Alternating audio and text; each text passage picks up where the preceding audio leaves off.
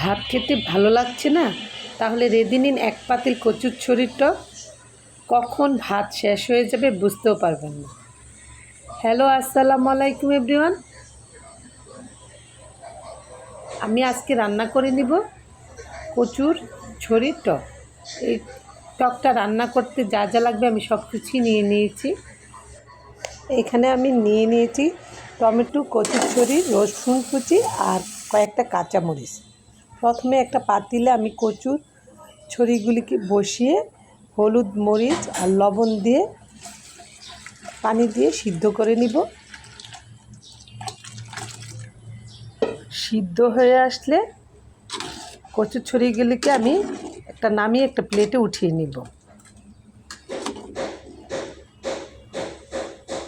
তারপর কেটে রাখা টমেটোগুলিকে দিয়ে ভালোভাবে সিদ্ধ করে নেব।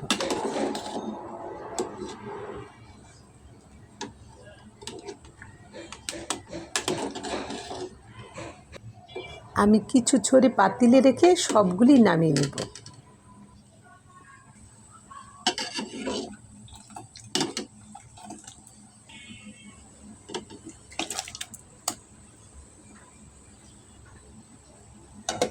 ঢেকে দিব টমেটো। এই তো টমেটো সিদ্ধ হয়ে গেছে। এখন পাতিলে থাকা কচুর ছড়ি সহ টমেটোগুলিকে ভালোভাবে ঘুটে নেব। এ পর্যায়ে বাকি কচুর ছড়িগুলিও আমি দিয়ে দিলাম, দিয়ে বলক উঠিয়ে ভালোভাবে বলক উঠিয়ে নিব। কাঁচামরিচ দিয়ে দিয়েছি। আর আরেকটা জিনিস যেটা দিতে হবে সেটা হলো আমি ফ্রিজ থেকে নামিয়ে একটু টক হওয়ার জন্য জলপাইও দিয়ে দিয়েছি কয়েক টুকরো। আর এদিকে ডাল ঘুটনি দিয়ে বাকি কচুরমুখীগুলি অর্ধ ভাঙা করে করে দিব। এই তো ফ্রিজে রেখে দেওয়া জলপাইও দিয়ে দিলাম। অর্ধ ভাঙা না করলে কচুর ছড়িগুলি ভালো লাগবে না খেতে। আর অন্যদিকে একটা প্যানে আমি রসুন কুচি দিয়ে ভেজে নিচ্ছি।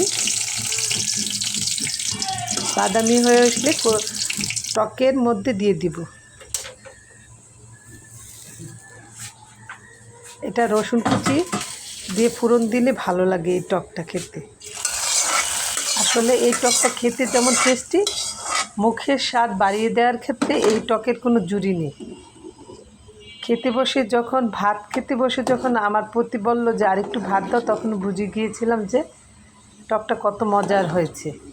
আসলে রেঁধে খেয়ে দেখবেন আপনারা, ভালো লাগবে। আল্লাহ হাফেজ।